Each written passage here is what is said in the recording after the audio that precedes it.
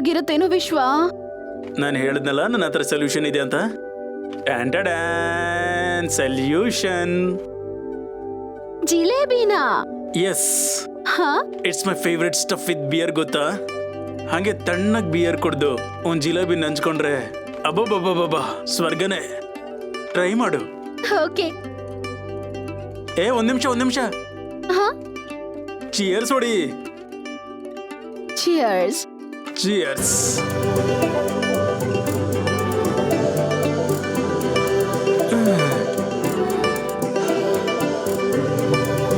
ಜಿಲೇಬಿ ಜಿಲೇಬಿ ಜಿಲೇಬಿ.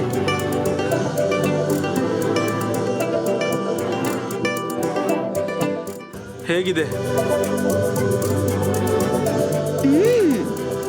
ಚೆನ್ನಾಗಿದೆ.